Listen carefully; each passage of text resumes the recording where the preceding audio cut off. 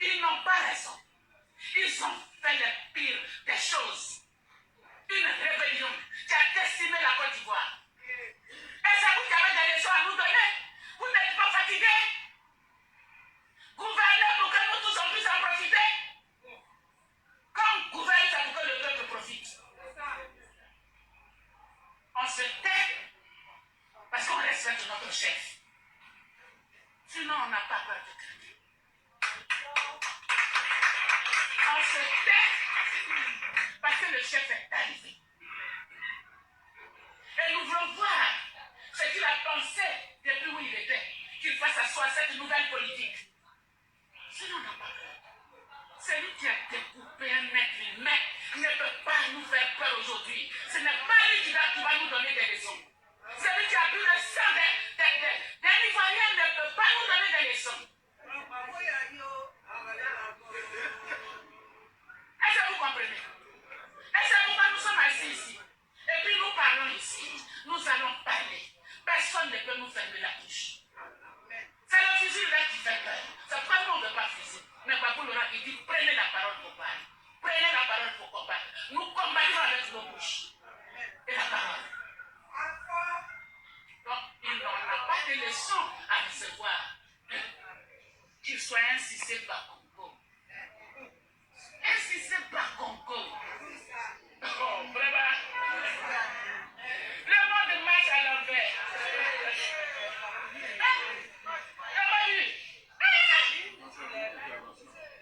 Il a parlé. Il devient humoriste dessus nous. Hein? Ceux qui connaissent ce papier, ceux qui connaissaient ce papier-là, tu n'allais pas induire M. Ouattara. Tu t'es dit, je reviens dessus, tu sais pas.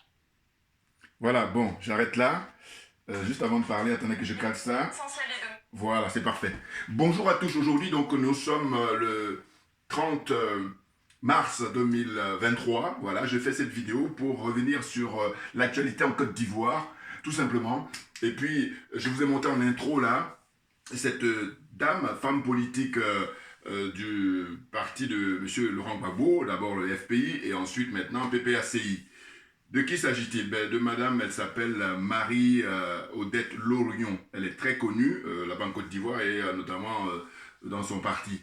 C'est une grande dame, hein, parce que là, ça y est, hein, on met le pied dans le plat. Je me présente, Djoubian, c'est mon surnom sur le net. Je suis accessoirement, mais accessoirement seulement, spécialiste de la France. Et je suis un panafricain très convaincu, un authentique panafricain. Mais écoutez, longtemps j'avais dit, j'ai dit mais la nature a horreur du vide. Et que par conséquent, je disais souvent dans mes vidéos précédentes, vous pouvez regarder, qu'il ne faut pas demander à Charles Blé Goudé d'être plus royaliste que les rois. Alors les rois, je cite le président Laurent Gbagbo, le président Henri Konan Bédié, et puis j'ajoute même aussi Guillaume Soro, hein, d'une certaine façon. Donc demandez pas à Charles Blé Goudé. Ça veut dire quoi? Ça veut dire qu'en fait, à travers l'intervention ou les interventions de cette députée, enfin anciennement députée, parce qu'elle a été députée pendant 10 ans, hein, de 2000 à 2010, eh ben, c'est une femme qui a beaucoup d'expérience, hein, parce que ça fait au moins plus de 30 ans qu'elle est dans la vie politique ivoirienne. Hein. Et donc j'ai dit, là, l'intervention qu'elle est en train de faire là, ces derniers temps, ben, c'est ça qu'il faut faire. Il faut mettre le pied dans le plat. C'est-à-dire qu'il faut que monsieur Alassane Ouattara et ses partisans, il faut qu'ils soient mal à l'aise. Hein. Qu'ils aient des cauchemars. Pourquoi? Mais parce que c'est le monde en envers. C'est-à-dire que ce sont eux qui aujourd'hui devaient se retrouver devant les tribunaux, hein, la CPI là en l'occurrence. Et puis non, ils le font à l'envers. Donc à un moment donné, soyons sérieux. Il y a des gens qui sont morts. Il y a des milliers hein, d'Africains en général et d'Ivoiriens qui sont morts. Donc hein, on leur doit le respect hein, pour leur mémoire, très clairement. Et donc moi, quand j'ai vu là ces derniers temps l'intervention récente là, de cette dame, je me suis dit, bah, tiens, c'est marrant parce que je la connaissais que de nom. Voilà. Hein, parce qu'elle est connue en Côte d'Ivoire. Hein. Bon. Et bien là, je me suis intéressé. Parce que j'ai vu qu'elle a reçu des menaces, notamment du pouvoir en place, enfin de M. Ouattara et compagnie, et puis surtout ses sbires, ses partisans, qui sont carrément allés chez elle, devant son domicile, pour proférer des menaces. Vous comprenez? L'intimidation évidente et naturelle, et, enfin en tout cas facile. Vous comprenez? Donc en fait, quand souvent on nous dit on est dans un pays de droit, il faut arrêter. Hein. Dans un pays de droit, on donne la liberté de pouvoir s'exprimer. Et en plus, là où ça les a scandalisés, parce qu'elle n'arrête pas, hein, elle les charge là. Et moi je suis très content, parce que justement je me disais, mais il était temps. Parce que qu'est-ce que ça veut dire? On s'étonne des prises de position, hein, les stratégies de Charles Blé Goudet, ou alors quand Mme Poulcherik Balé, une jeune femme comme ça, très courageuse, va en prison pendant plus de 14 mois, hein, et parce qu'elle va même moins loin, Mme Poulcherik. Ah oui. Hein? Elle va moins loin que Mme Odette Lorignon, hein? Marie-Odette Lorignon. Bien entendu. Bon, il faut dire que ce n'est pas les mêmes, les expériences, parce qu'elle a beaucoup plus d'expérience en tant que femme politique, d'ailleurs, hein, puisque je vous dis, elle a été parlementaire.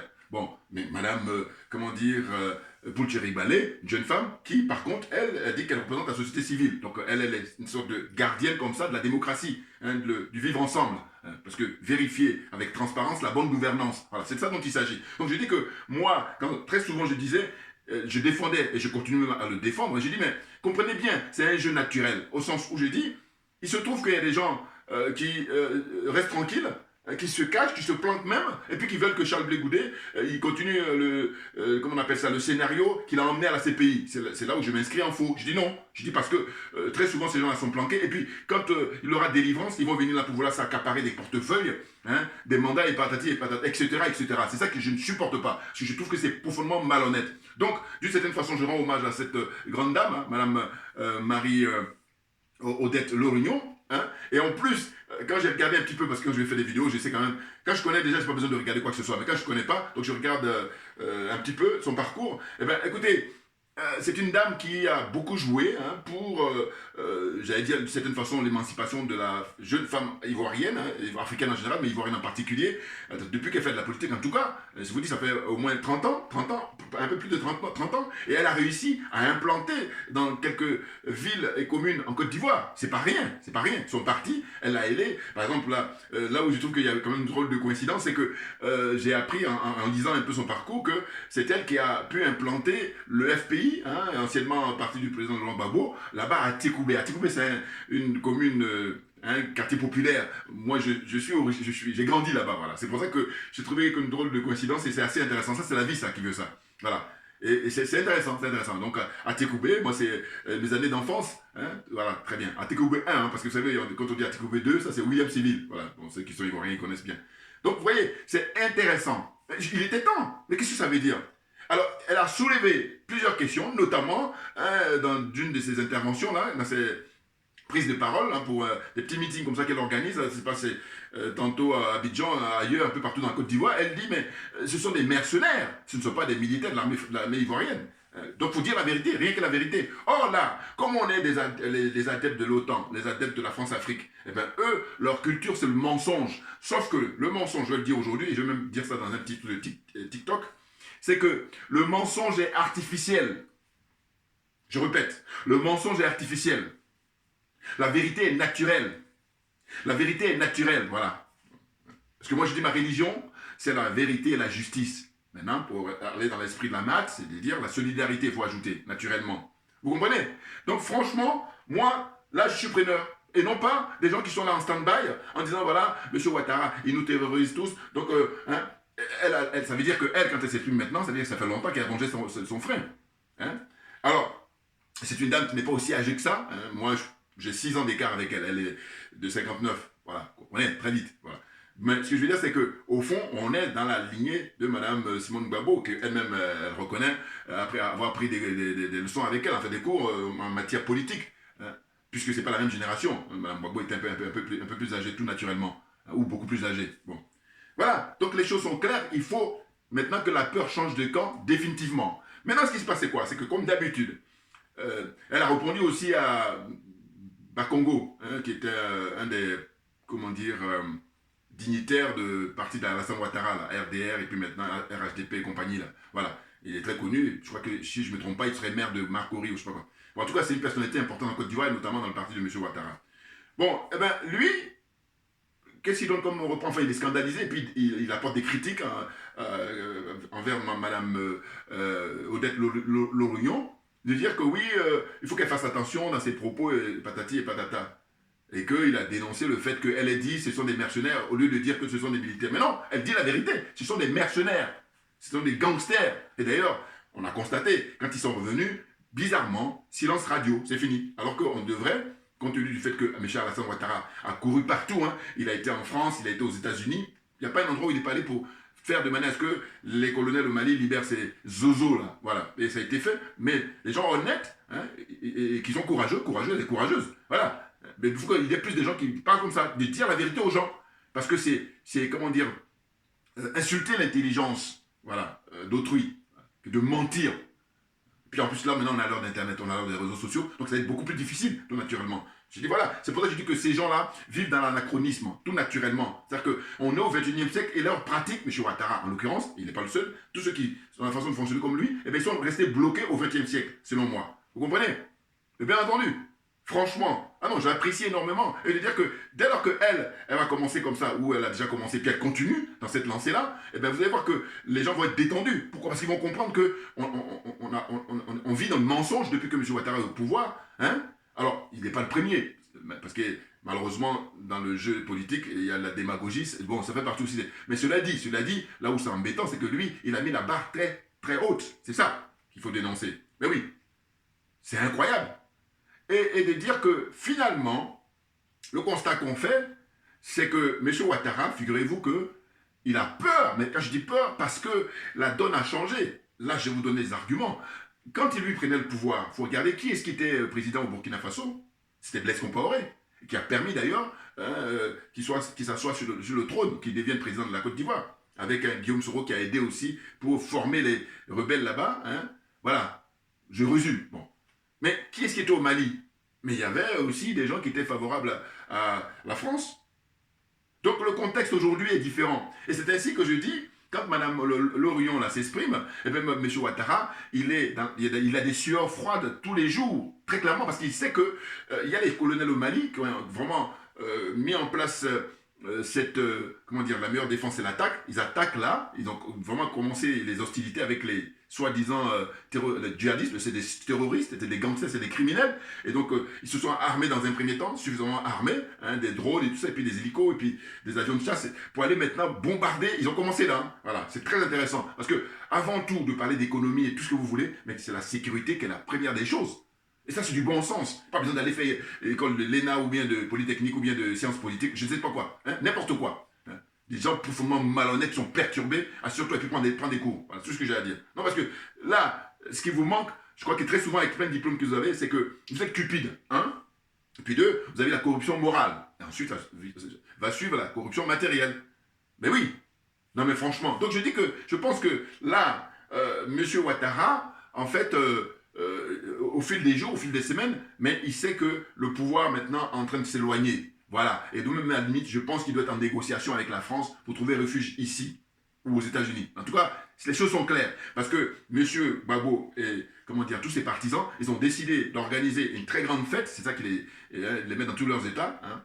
M. Ouattara et puis consorts. Ils sont dans tous leurs états parce qu'ils voient que Monsieur Gbagbo, la politique, c'est comme un poisson dans l'eau. Les choses sont claires. Donc, ils vont organiser, là, je crois, le 31 et le 1er avril, pendant 2 jours, là, des grandes fêtes, là-bas, au Pougon, hein, une grande place très connue, hein, la place Figayo, voilà. Et Mme Lorion, d'ailleurs, elle bat campagne en disant aux gens de venir massivement de toute la Côte d'Ivoire. Et donc, elle dit, il y a un minimum de 3 millions de personnes qui doivent converger à Abidjan pour venir faire la fête pendant 2 jours. C'est extraordinaire. Oh, vous imaginez. Et là, on va mesurer, en fait, hein, encore une fois, la popularité du président Laurent Gbagbo. C'est clair. Maintenant, ce que je reprochais souvent, c'est de dire, mais pourquoi il est plongé dans le silence et le mutisme? Alors, d'aucuns vont me dire, oui, mais c'est parce qu'il se préparait et tout. Non, je dis, non, il faut arrêter. Quand il donne des interviews aux chaînes françaises, il ne se prépare pas aller où? Non, je crois que c'est ça. Et maintenant, je vais enchaîner. En fait, Mme Lorion, Odette Lorion, madame, eh bien, écoutez, que vous attaquez M. Ouattara, c'est une chose. Mais moi, ce que je souhaite, il faut attaquer la France, bien entendu. Parce que M. Ouattara, ce n'est qu'un pion de la France. C'est un sbire, c'est un soldat de la France-Afrique. Donc, je dis, il faut aller à l'essentiel. Voilà. Aller à l'essentiel, c'est d'attaquer la France. Attaquer la France, c'est-à-dire de critiquer que la France, elle doit fermer ses bases militaires en Côte d'Ivoire immédiatement dans les meilleurs délais. Pourquoi? Mais parce que ces bases-là sont là pour prendre en otage le peuple africain en général et le peuple ivoirien en particulier. Voilà. toutes les bases militaires françaises qui sont en Afrique doivent fermer immédiatement. C'est tout. On est au 21e siècle et ces gens-là sont dans l'anachronisme total et puis la vie humaine ne compte pas pour eux. Franchement, le moment est venu de se dire les choses. Et puis ceux qui ne sont pas à la hauteur, qui se cachent, hein, qui nous oublient. Voilà, parce que les jaloux là, les sorciers là. Voilà, donc j'en reviens hein, sur mon t-shirt aussi, vous voyez, hein, mon t-shirt là, voilà. La zone des aliénés, la zone des complexés, des corrompus, et j'ajoute la zone des jaloux et des sorciers. Voilà. Mais par contre, on peut s'en sortir pourvu qu'on le veuille bien. Volonté politique, volonté personnelle, volonté collective. Hein. Volonté politique, on peut y arriver, bien évidemment, parce que là, on est en politique. Hein. Alors, c'est vrai que quand je critique souvent les Gors, c'est une Gore, c'est-à-dire, comme ils disent ça, je crois qu'ils disent c'est la branche Sangaré, l'ex-compagnon de M. Gbagbo qui a disparu, hein, qui est décédé maintenant. Mais au fond, Gore, c'est Gbagbo ou rien. Voilà. Et donc je leur ai dit très souvent, j'ai dit écoutez, jusqu'à preuve du contraire, nous ne sommes pas en religion, nous sommes en politique. Donc par conséquent, quand on est en politique, on est amené à apporter des critiques dès lors qu'on n'est pas d'accord. Ou alors quand on cherche à comprendre. Voilà. Alors que eux, ils sont dans une situation comme ça de dire qu'on ne touche pas à Gbagbo. Mais non, la critique est nécessaire parce que là, si on est arrivé là à ce qu'ils perdent le pouvoir et dans quelles conditions, mais il y a 1000 questions à se poser. L'autocritique est nécessaire, très clairement. Alors que là, eux, ils ne veulent pas de ça. N'importe quoi. Donc je dis voilà, vous voyez bien que je suis quelqu'un de très fair-play.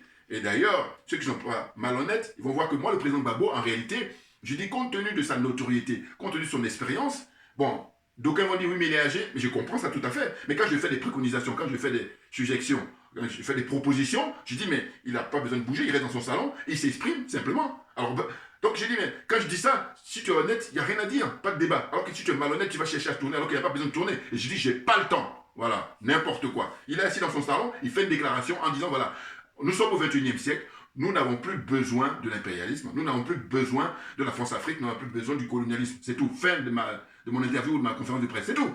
Demande ça, il reste chez lui. Alors, donc, qu'est-ce que vous voulez dire? Donc, il faut arrêter. Parce que je dis, si lui et Henri Konan Bédié, ils estiment qu'ils ne sont pas encore à l'âge d'aller à la retraite, ce qui est leur droit, mais en revanche, si tu es là, mais fais le boulot. Ah bah oui, je suis désolé. Et quand je dis fais le boulot, justement, je prends des précautions, puisque je dis, il reste chez lui à la maison. Mais qu'est-ce que vous voulez qu'on fasse de plus encore? Non, parce qu'il y a des gens qui vont t'embrouiller, ils vont dire, oui, mais alors qu'on ne parle pas de ça. Moi, j'ai jamais dit qu'il descend dans la rue parce que je dis, il a déjà mouillé le maillot, ça c'est clair. Mais par contre, tant qu'il ne prend pas ses affaires pour dire, voilà, je suis fatigué, je vais aller m'asseoir dans mon village pour me reposer maintenant, eh bien, il est en activité. Eh bien, voilà, il faut qu'on aille jusqu'au bout, puisque le travail, je l'ai même en Côte d'Ivoire, rien n'a encore fait. Voilà, il y a du boulot, Dieu se le sait. Voilà, donc, Madame Loloyon, là, il faut qu'il en ait plusieurs, parce que c'est vrai qu'il avait arrêté les jeunes gens, c'était 26 qui sont allés soutenir, comment on appelle, Damana Picasse, qui avait été convoqué. Voilà, et comme disait un certain Chirac à l'époque, il dit ça fait pshh, ça s'est dégonflé. Parce qu'on fait toujours pareil pour impressionner, pour intimider les gens. Oh là, c'est fini. La peur a changé de camp. C'est M. Ouattara et ses partisans comme maintenant la frousse, qu'on la trouille, c'est clair. Parce qu'au fond, ils ont fini par libérer tout le monde. Mais bien entendu, parce que ça n'a pas de sens. En temps normal, ils vont te dire oui, nous sommes en démocratie. Mais si les minimums, vous ne les maîtrisez pas, mais pourquoi on parlait d'être en démocratie hein? Lui, il a été convoqué en tant qu'homme politique, en tant que dirigeant de son parti. Mais il a des soutiens, ils viennent l'accompagner.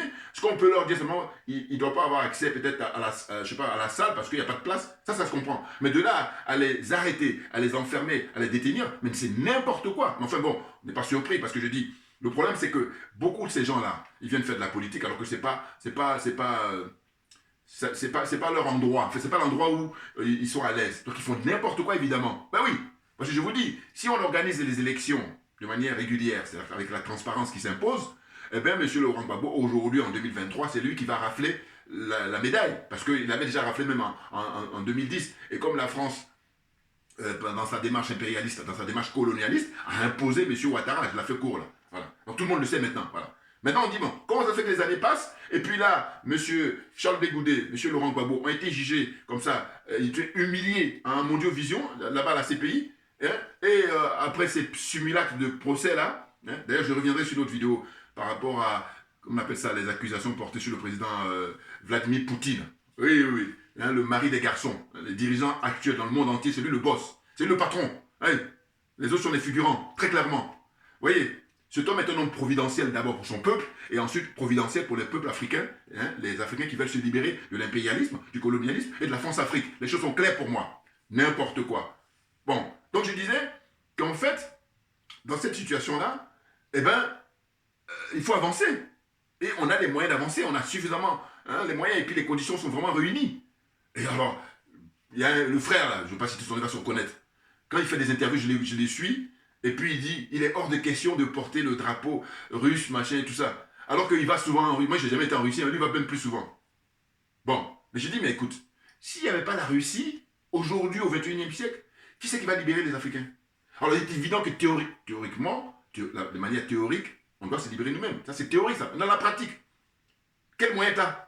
Avec des Alassane Ouattara, tu vas te libérer. Avec des Tshisekedi, tu vas te libérer. Avec les Bazoum, tu vas te libérer. Avec les Macky Sall, tu vas te libérer. Avec les partis Talon, tu vas te libérer. Enfin, la liste est longue, comme vous comprenez. Voilà. Hein. Les dirigeants aliénés, vous enlevez le Mali, vous enlevez la République centrafricaine, vous enlevez le Burkina Faso. Voilà.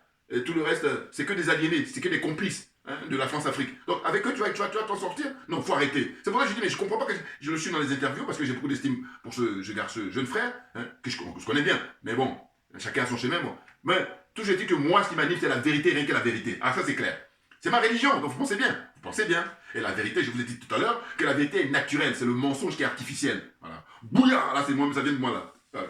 Bon, donc voilà. Donc les choses sont claires pour moi. Il faudrait que les hommes et les femmes politiques en Côte d'Ivoire prennent leur courage à deux mains pour se libérer, comme en train de le faire magistralement, les jeunes frères au Burkina Faso ou les colonels au Mali qui ont initié, qui ont une motivation très importante, à savoir libérer l'Afrique. Mais c'est pas rien. Et là, j'ai écouté là, un journaliste, là, je sais pas comment il s'appelle,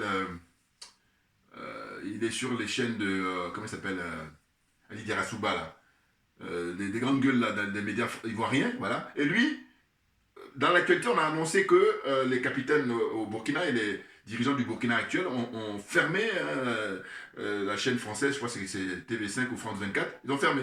Parce que, paraît-il, qu'ils ont diffusé l'interview d'un chef djihadiste, enfin, un chef terroriste. Voilà, on est en mars 2023 et les mecs, ils sont à l'aise, voilà. Eh bien, ils ont fermé, voilà. Mais il faut tout fermer, tous les médias là, français là. RFI, France 24, TV5, tout. Et puis maintenant, il faut faire comme le Mali. Le Mali a donné l'exemple. Je dis, mais en temps normal, quelqu'un qui est bon, en classe, il a passé lui, il a 20 sur 20. Le Mali, quand tu fais la comparaison, c'est du 20 sur 20. Voilà. Parce que les autres, ils n'ont même pas la moyenne. Pour ne même pas dire qu'ils sont même à 1. On est gentils, on leur donne pour juste pour la copie. N'importe quoi. Donc je dis, il faut copier l'exemple du Mali, très clairement. Vous comprenez? Donc je dis, là, compte tenu du contexte, aujourd'hui, eh bien, il faudrait que les autorités ivoiriennes, les autorités, je parle des hommes et femmes politiques, qui doivent très franchement attaquer directement la France et, j'allais dire, oublier M. Ouattara. Parce que sinon, si vous continuez comme ça à critiquer M. Ouattara en permanence et puis à ne pas égratigner la France ou bien à invectiver la France, je dis non, vous êtes dans une démarche où je dis, c'est pas clair. C'est-à-dire que, toujours pareil, on est des francophiles, voilà, il y a des doses, voilà, et du coup, on veut prendre la place de M. Ouattara et puis dire après au peuple que faut pas se presser, ça va venir. Mais on ne veut pas de ça, c'est terminé. Voilà. Faut qu'on soit d'accord là-dessus, excusez-moi. Mais oui. Non, parce que je les sens là. Allez-y ouvertement, dites que vous exigez la fermeture des bases militaires françaises. Dites-le, annoncez la couleur. Et non pas dire quand on viendra. Et quand vous allez être au pouvoir maintenant, vous allez commencer à faire toujours comme pareil la danse du ventre, chercher à duper le peuple pour dire que oui, ça ne va pas se faire du jour au lendemain. Quand je dis ça d'ailleurs, je vais vous dire pourquoi je reviens là-dessus. C'est qu'en fait, le président Gbagbo, eh ben, vous allez regarder quand il a pris le pouvoir, mais pareil, il a voulu jouer les malins, alors qu'il faut jouer franc jeu. Parce que quand tu joues les malins, vous avez vu le résultat des courses, ils l'ont humilié en mon Dieu vision avec un pyjama, et puis l'emmener là-bas à ces pays. Donc là, ce que je veux dire par là, c'est que c'est au tout dernier moment qu'il a parlé de battre monnaie, c'est-à-dire le franc CFA, en finir avec, c'est au tout dernier moment. Il n'a pas fait. Alors on dira oui, mais non. C'est de l'improvisation et c'est n'importe quoi. Compte tenu de l'enjeu, compte tenu de l'importance des choses, on n'improvise pas. Voilà. Donc il y a des gens qui sont grassement payés, qui sont bien payés avec l'argent public, et bien qui bossent 24 heures sur 24. Là-dessus. Alors on va aller faire autre chose. N'importe quoi. Donc je dis, vos revendications, c'est deux. Il y en a plusieurs, mais au moins deux importantes. C'est fermeture immédiate de toutes les bases militaires françaises. Et puis deuxièmement, faire tomber le franc CFA. Tout naturellement, c'est tout. Autrement, M. Ouattara, matin, midi et soir, on le sait. Mais lui, il est simplement qu'un sbire, il est simplement qu'un soldat. Donc, il faut s'attaquer au général, il faut s'attaquer à l'amiral, voilà, les big boss, c'est eux qu'il faut s'attaquer, et non pas le soldat, là, on perd son temps. Voilà. Donc, vous avez une démarche que je ne trouve pas très claire. Donc, je dis, moi, je souhaite que vous poussiez le bouchon loin, en attaquant maintenant la France. Et non pas se contenter de dire, M. Ouattara vous terrorise et tout. Mais M. Ouattara, il est au service de la France. Donc, à partir de ce moment-là, les choses sont claires. On aura bien compris ça. Voilà. Donc, j'espère que ma vidéo d'aujourd'hui, je me suis bien comprendre avec les partisans, là, les gors, là, pour leur dire, écoutez, je suis très critique, très souvent, sur le fait que je dis, ne demandez pas au frère Charles Bégoudé d'être plus royaliste. Et là, quand Mme Odette Lohillon s'exprime, voilà. Et puis d'autres personnes aussi doivent s'exprimer dans ce même sens-là, dans les mêmes veines. Alors même si c'est vrai qu'on est tous différents par rapport au tempérament, mais dans ce cas-là, quand tu as le frère qui a plus d'énergie, il faut l'aider, il faut l'encourager, et puis voilà, on avance. Or, il y en a d'autres, ils n'ont pas l'énergie que tu as, et puis ils veulent juste ce que j'appelle le nivellement par le bas. N'importe quoi. Voilà ce que j'avais dit aujourd'hui par rapport à cette intervention-là, sachant que j'ai d'autres vidéos à faire aussi, suivant ma disponibilité naturellement. Mais sachez bien que pour moi, c'est hyper important de donner mon point de vue sur la qualité des relations entre la France et les pays occidentaux avec les pays africains. Voilà. Merci à vous tous pour votre attention, hein, et puis à très bientôt. On lâche rien, puisque je dis c'est nous qui avons raison, très clairement.